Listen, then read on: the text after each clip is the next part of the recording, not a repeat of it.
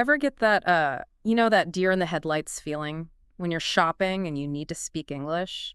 Like you need a different size or you want to haggle, but the words just won't come out. Oh, yeah. We've all been there. So, in this deep dive, we're going to get into some shopping vocabulary. And it's not just about the words themselves, it's about giving you the tools and the confidence to shop in any situation. Exactly.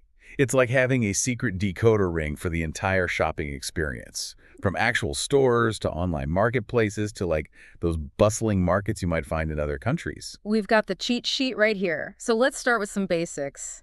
Words that you'll hear everywhere, like sale, discount, refund, and receipt. Simple, right? Right. But there's actually a lot more to these words than meets the eye. For example, you Right. might think a sale and a discount are basically the same thing, but stores often use like clever psychological tactics to make those discounts seem way more appealing than they actually are. Yeah, that's so true. What do you mean? Well, think about it.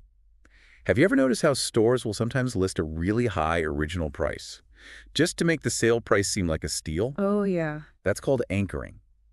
And it plays on our tendency to compare prices rather than assess the true value. Wow. So a sale isn't always what it seems. I'm starting to see why just knowing the dictionary definition isn't enough. Absolutely.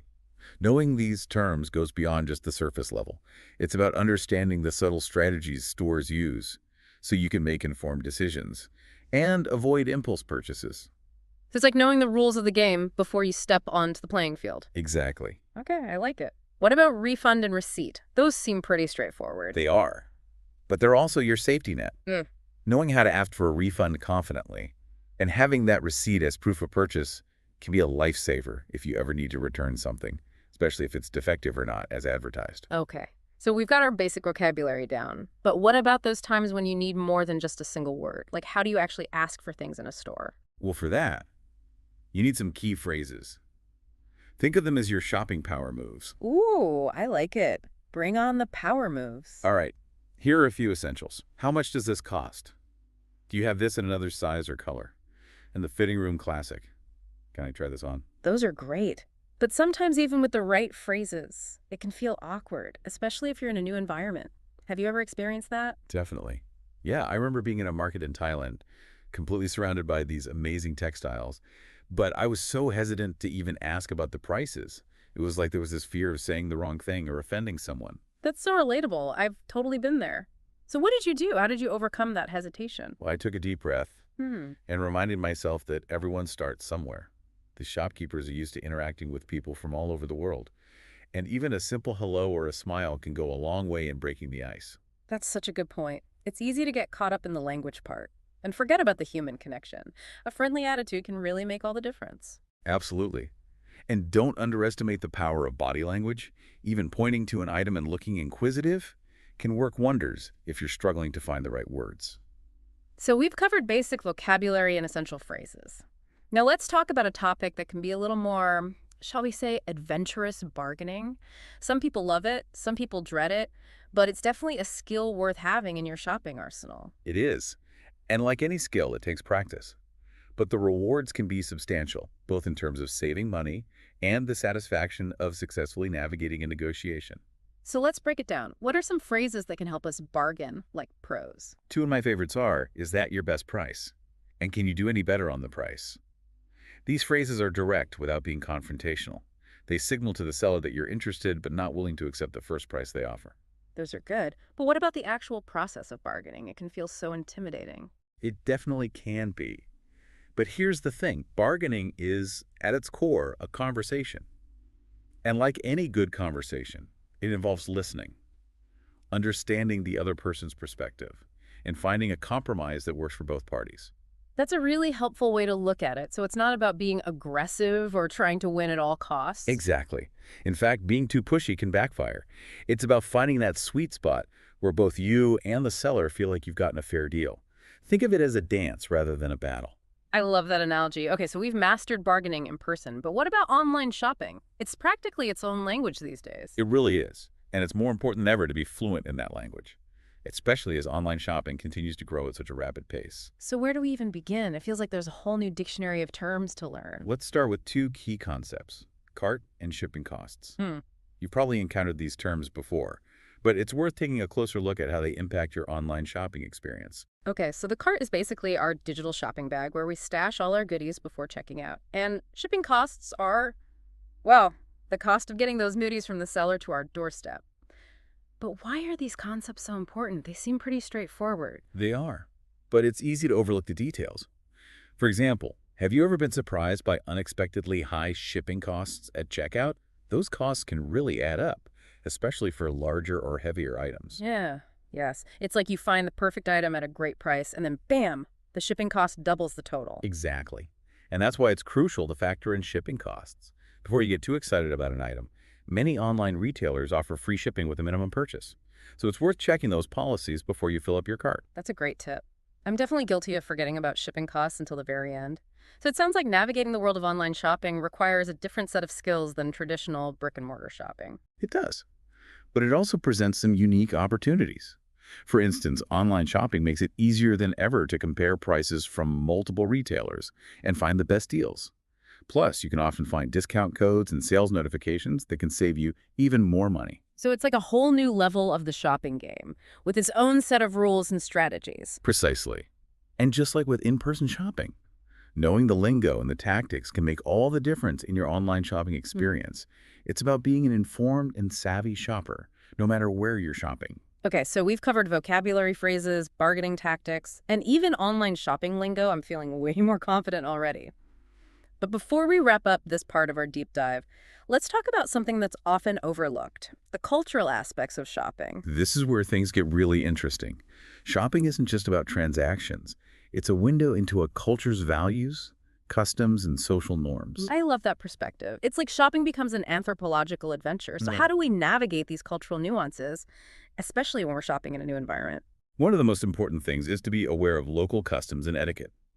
For example, in some cultures, haggling is expected and even enjoyed, while in others it might be considered rude or inappropriate. That's so true. I remember being in Morocco, and haggling was practically an art form. It was all about building rapport with the seller, having a bit of banter, and ultimately reaching a price that felt fair to both parties. Exactly. But in other cultures, like in many parts of Europe, the price is usually fixed.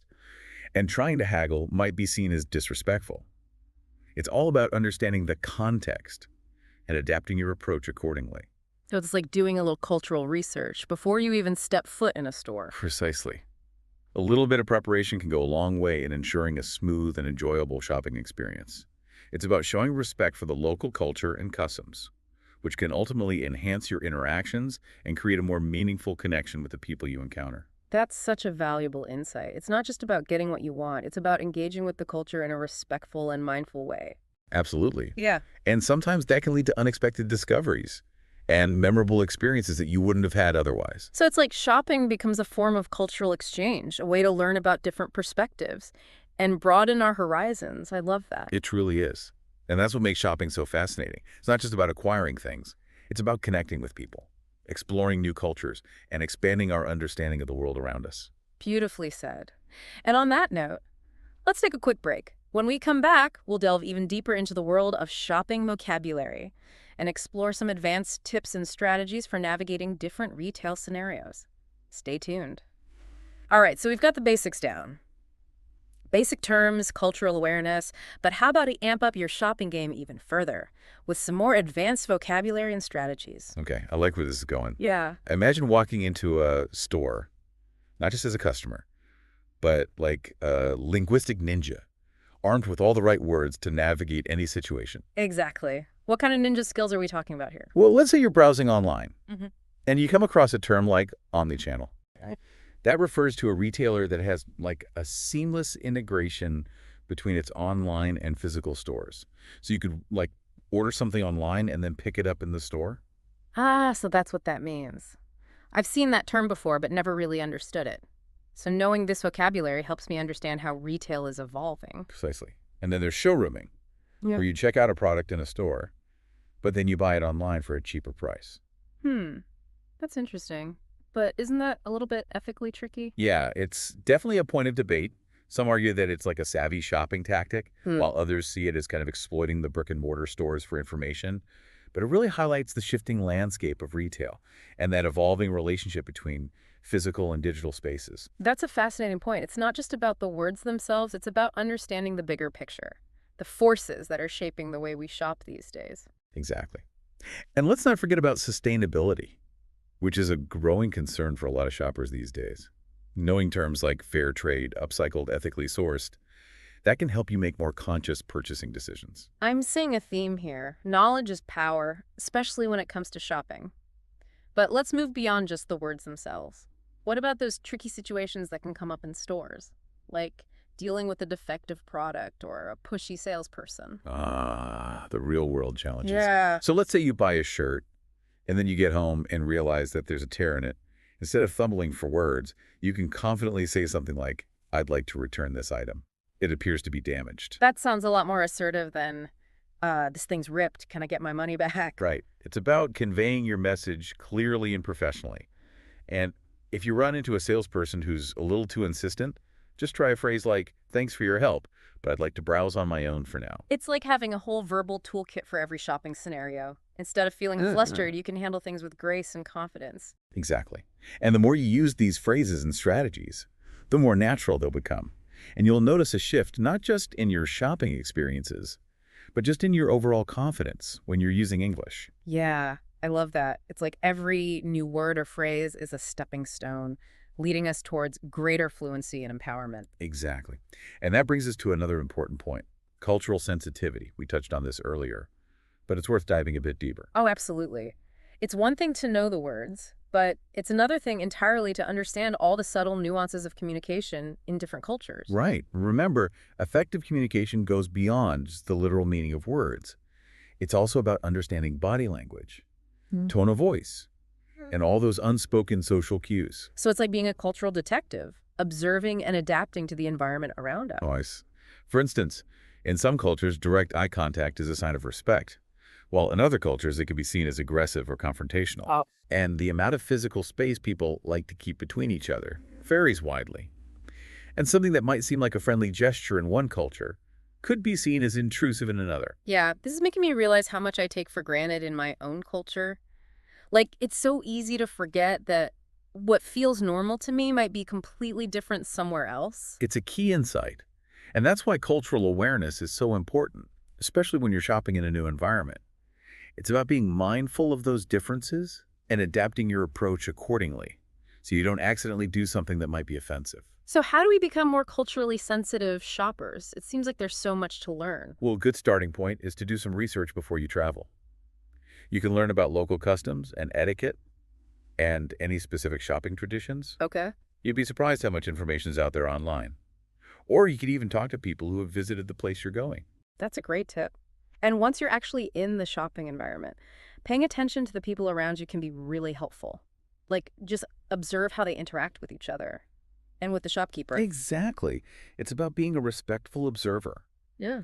and taking cues from the local culture. And don't be afraid to ask questions if you're unsure about something. Yeah.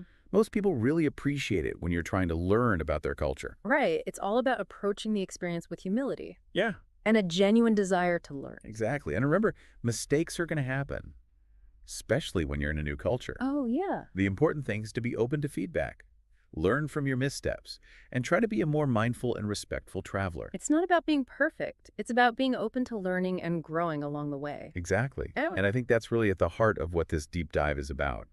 Empowering you with the knowledge and skills to not just shop in English, Yeah. but to really engage with the world in a more confident, meaningful, and culturally sensitive way. I couldn't have said it better myself. So as we get ready for the final part of our deep dive, I want to leave our listeners with this thought. The journey of language learning is ongoing, and every step we take brings us closer to a deeper understanding of ourselves and the world around us. Wow. It's amazing how much we've covered in this deep dive, from basic shopping vocabulary to cultural sensitivity. It's clear that shopping in English is about so much more than just knowing the words. It really is. It's about connecting with people, understanding different perspectives, and navigating a world that's constantly changing. And as we've seen, language is the key that unlocks those connections. It really is. And the best part is, this knowledge isn't limited to just shopping. The skills we've been talking about today, clear communication, cultural awareness, confidence, all of those can be applied to so many different situations in life. Exactly. Imagine yourself confidently ordering food at a restaurant in a foreign country, or discussing your favorite hobby with a new friend, all in English. I love those moments of connection, those sparks of understanding. That's what makes language learning so rewarding. It's about breaking down barriers and opening ourselves up to new experiences. It's about realizing that language is not just a subject to be studied, but a tool for building relationships, fostering empathy, and enriching our lives in countless ways. So, as we wrap up this deep dive into the world of shopping vocabulary, let's shift our focus to the bigger picture. What are some other situations where knowing specific vocabulary can empower you in a new environment? That's a great question. Think about it. It could be anything, from navigating public transportation in a new city to discussing your professional skills in a job interview. Having the right words at your fingertips can make all the difference. Oh, yeah. I've definitely had those moments where I wish I knew a specific phrase or word to express myself more clearly. It's like having a secret weapon that can unlock doors and create new opportunities. Exactly. Yeah. And it's not just about the practical benefits. It's also about that feeling of empowerment that comes with being able to communicate effectively in a new language. It's about finding your voice and using it to connect with the world around you. And just like those essential shopping phrases can help you navigate the marketplace, knowing the right words and phrases in other contexts can give you the confidence to step outside your comfort zone and embrace new experiences. It's about realizing that language is not just a subject to be studied, but a key that unlocks a world of human connection. Beautifully put. So to all our listeners out there, I encourage you to embrace the power of language. Keep learning, keep exploring, and keep connecting with the world around you. And remember, whether you're haggling for a souvenir in a bustling market or discussing your favorite book with a new friend, every conversation is an opportunity to learn, grow, and expand your horizons. Happy shopping and happy exploring. Okay, so imagine this, right? You can shop anywhere in the world, like you've got this secret decoder ring for snagging the best deals and navigating any kind of store. That's what we're diving into today with this guide to English shopping vocabulary and phrases. Ooh, I like that. A secret decoder ring. Right. But this is way more than just like memorizing words. This is about unlocking like the next level of shopping mastery. It doesn't matter if you're at like a bustling market or just browsing online. That's so true. It's like leveling up your shopping game. Exactly. So get ready because we're going to decode the language of shopping. Who knows what we'll discover. I'm ready. Let's do it. Okay, so first up, let's talk about something that seems basic, but it's actually really interesting. The guide points this out right away. Shop versus store. What's the deal with that? Yeah, it's a great point. It really shows how even simple word choices can reveal cultural differences, right? Totally. Like in the UK, shop is more common. Think of those cute little boutiques you see on cobblestone streets. Ah, I get it. But in the US, store is the go-to word. Like those giant shopping malls. Yeah, you instantly get a sense of place just from that one little word. Okay, so now imagine you're in a shop, maybe surrounded by beautiful fabrics or souvenirs or something, and you're browsing. Ooh, I love that. But you're not quite ready to buy anything. So how do you politely let the salesperson know that you're just looking around? Oh, for me, it's got to be, I'm just looking, thanks. It's like a magic phrase, you know? Yeah, it's like a little breathing room. But I feel like there's more to it than that, right? It's not just about avoiding the salesperson. You're so right. There's a whole subtle psychology at play.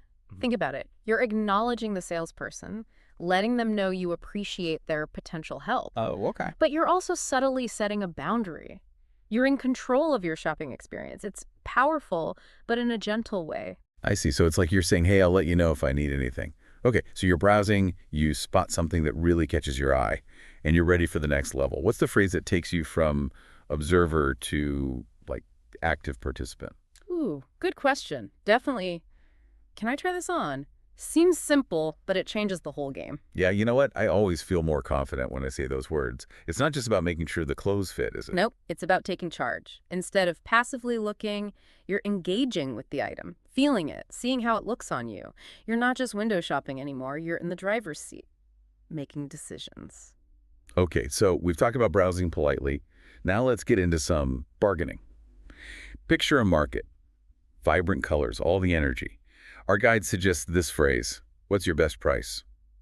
It feels so much better than just asking for a discount. Oh, there's definitely a strategy behind that. It shifts the focus. It's not a demand, it's a conversation starter. Like you're saying, hey, I'm serious, show me what you got. So it's more like, let's work together and find a price we both feel good about, right? Exactly. You value their stuff, you respect them, but you're also looking for a good deal. It opens up the negotiation in a friendly way. It's like a game where everyone can win. Okay, let's switch gears to the online world. Customer reviews are everything now. Oh, tell me about it. It's crazy how they've changed the way we shop. It's like having a global network of shopping buddies. Right. But that also means there's a ton of information to sift through. You can't just take every review at face value. Right, you got it. This is where critical thinking comes in. You got to ask, are these reviews real? What are the biases? It's like being a detective looking for clues. So it's about being a smart shopper, not just following the crowd. Exactly. And remember, every click, every purchase, it all tells a story. It's like we're uncovering all these hidden strategies. I'm loving this. Me too. And guess what? We're just getting started. And sometimes those stories can get a little messy, especially when things go wrong with an order. Right, like when you have to say, I have a problem with my order. I hate saying that. It makes me feel like I'm complaining. I totally get it. Nobody wants to be that customer. But, the guide has a really interesting take on this. Oh. It's not about complaining. It's about being your own advocate and seeking a resolution, of course. It's about communicating clearly so you get what you paid for. That's a good point. It's about being assertive, not aggressive. Right. Exactly. Think about it. You spent your time picking out something you wanted. You spent your money.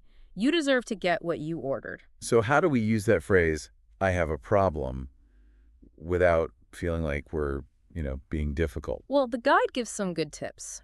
First, be specific. Instead of, this is messed up, say something like, I received the wrong size, or the item was damaged. Right, give them the details so they can actually fix it. Exactly. And just as important as being clear, being polite, the person you're talking to probably didn't cause the problem. So instead of, I'm really angry, Yeah, it's more like, hey, this is disappointing. Can you help me sort it out? you got it. It's about working together, not placing blame. It really shows how the right words can make a difference. Turn a bad experience into a good one. We all want the same thing, right? A smooth shopping experience. Absolutely. And what's cool is that this conversation has made me realize shopping is way more than just exchanging money for stuff. It really is. There's language, there's culture, even a bit of psychology, especially with all that online stuff we talked about. It's true. And we do it almost every day without even thinking about it. Speaking of which, our guide also mentions gift wrapping.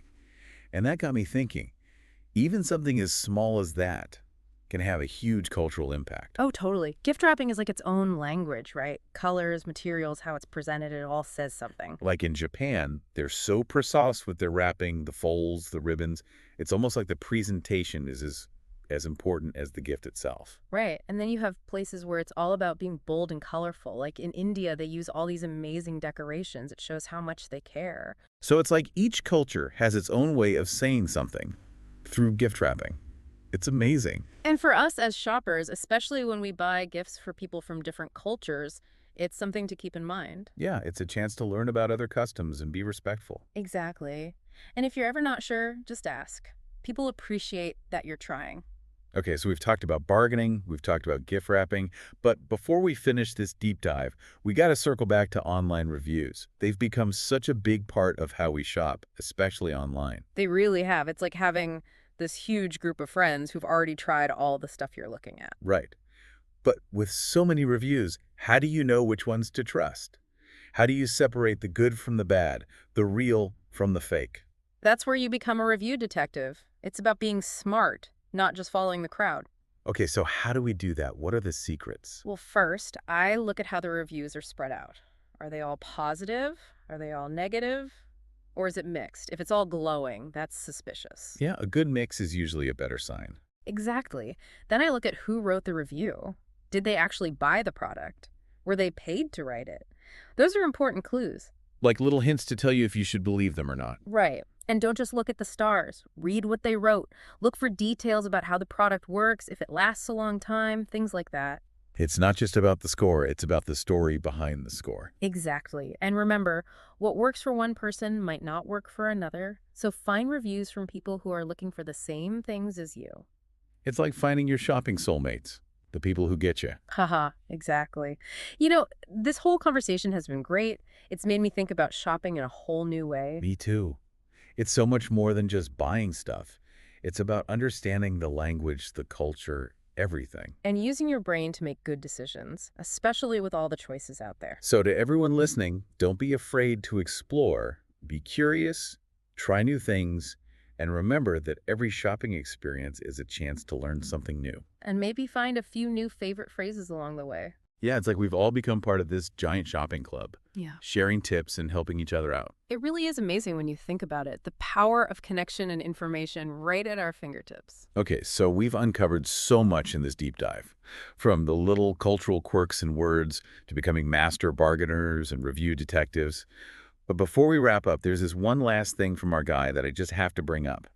Gift wrapping. Ah, yes, gift wrapping. It's one of those things we do almost automatically, but there's actually a whole world of meaning behind it. It's so true. It just hit me how much the way we wrap gifts can say about, well, us and where we come from. Like, take Japan, for example. They have this incredible attention to detail when it comes to wrapping gifts. Right. Everything's so perfect. The folds, the ribbons. It's like the presentation is just as important as the gift itself. Exactly. And then you have other cultures, like India, where it's all about being bright and bold and colorful. Yeah, it's about expressing joy and celebrating the act of giving. So each culture has its own way of saying something through gift wrapping, like a secret code. It really is. And for us shoppers, especially when we're buying gifts for people from different cultures, it's something to be mindful of. It's a chance to learn about those customs and be respectful.